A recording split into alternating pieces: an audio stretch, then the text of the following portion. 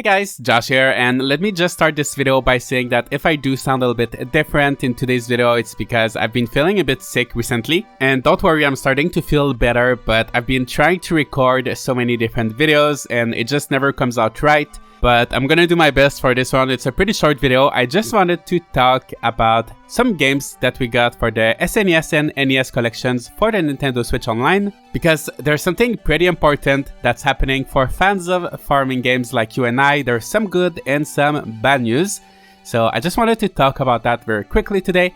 The good news is that in Japan, the update added Bokujo Monogatari for the Super Famicom, which was released under the name Harvest Moon in the West, in addition to Dig Dug 2 and Mappy Land for the NES. The bad news, however, is that in North America and Europe, instead of getting Harvest Moon, we got Earthworm Jim 2. And I'm sure it's a great game. You guys let me know if you've played Earthworm Jim 2 in the past, but for me, it's just not a game that I'm interested in as much as Harvest Moon. And it's not the first time that Japan gets different games than we do in the West for the Nintendo Switch Online. And my guess with this one is that it's probably due to the fact that in Japan, the Bokujo Monogatari series belongs to Marvelous, the developer and publisher of the games, since the very beginning, while in the West, the series was originally localized and published by Natsume up until 2014 when Marvelous and Natsume decided to part ways, and basically Natsume kept the rights to the Harvest Moon IP. So then Natsume started making their own, completely different farming games but using the Harvest Moon name, and Marvelous kept developing the Bokujo Monogatari series, but since they couldn't use the Harvest Moon name anymore, it became Story of Seasons. I think this whole situation probably adds some layers of complexity in terms of adding these older games to the service, since they're now both owned by two competing companies, and this may not necessarily be worth the effort for Nintendo. Also, it might just be that Earthworm Jim 2 was a more popular game than Harvest Moon in the West, so they opted to go with that instead, or it might be a combination of all of these factors. But anyway, all of that to say that we're not getting the original Harvest Moon in English on the Switch. I have to say I'm pretty disappointed, as that game was released on the Wii U's Virtual Console in 2013, before the whole situation between Marvelous and Natsume, and prior to that it was also on the Wii's Virtual Console, so Nintendo has been pretty consistent on giving us Harvest Moon on their Virtual Consoles.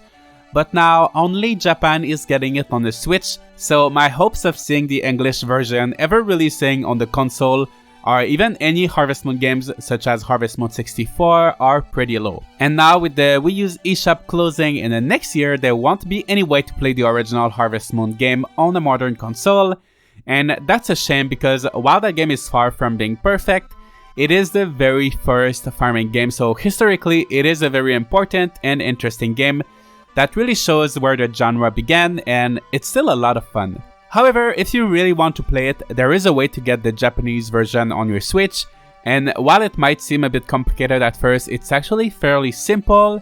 So we're gonna go through all of these steps, and first of all, you gotta make sure that you're subscribed to Nintendo Switch Online. Just the basic subscription works as long as you have access to the SNES and NES games, so you don't need the expansion pack. So once you're subscribed, you just log into Nintendo.com on your web browser, and next you go to Account Settings, and then under User Info, edit your profile and change your country to Japan. So it might work right away, however, if you have a subscription set for automatic renewal, you're gonna get this warning letting you know that you can't change your region while the automatic renewal is on. No worries, we can turn off the renewal for now, and that will still allow you to keep your membership.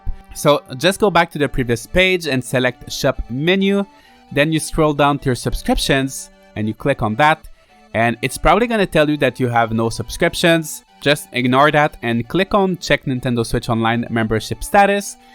Then you turn off the automatic renewal. After that, you go back to the first step, so you go back to your profile and you change the region to Japan. You're gonna get a warning that if you have a child account and you change the region to the United States, you're gonna have to verify your account with a credit card, otherwise it will be unusable. So just keep that in mind if that applies to you, if you have a child account or if you're in the US, because otherwise you might run into some issues while trying to change your account back to the US. So just keep that in mind if that applies to you. And you're also gonna get a warning letting you know that the gold points you earned can only be used in the country and currency that they were earned in. So basically you won't be able to use them for the Japanese eShop. However, whenever you revert back to your original region, you're gonna have them, so you don't have to worry about that. So once you confirm everything and that's done, you should see your region showing Japan. So we're almost there. Now go on your Switch and access the eShop.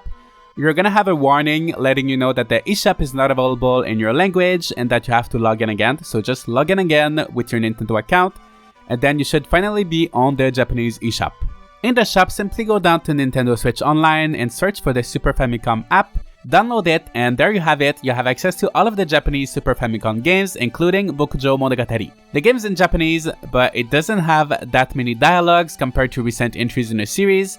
And if you have basic Japanese reading skills, you're gonna be able to play it even more easily because the text is fairly simple for the most part. And also, I think that if you're looking for a nice game to start studying Japanese, I think this is definitely a great option. And then the great thing about all of this is that you can go back to Nintendo.com, change your account back to your original country, reactivate your automatic subscription renewals, and then you go back to your Switch and you will still have access to your Super Famicom games, so you don't lose anything in the process and you don't have to stay on the Japanese region. And it's just a really useful trick to know. I do that to get a lot of my Japanese games, but keep in mind that if you need to make a purchase, you're gonna need a Nintendo eShop card if you don't have a Japanese credit card. However, in this case, the Super Famicom app is free as long as you have your Nintendo Online membership, so we don't have to worry about that. So even though we did not get the game in the Western eShop and that we have to resort to this workaround and we have to play the game in Japanese, I'm just glad that the process is not too complicated. Anybody can do it in just a few minutes, and if you're a fan of farming games, it's just amazing to be able to play the very first farming game on the Nintendo Switch. So that's pretty much it for me, guys. What do you think? Do you think it's worth going through these few steps? Are you going to play it? Or are you glad that we got Earthworm Jim 2 instead? Once again, I've never played that game. I might try it.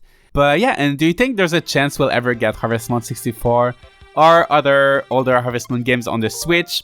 As I said, because of the Marvelous and Natsume split, my expectations are pretty low and I don't think we're gonna be getting these games anytime soon. But if we do, of course, I'm gonna be very happy.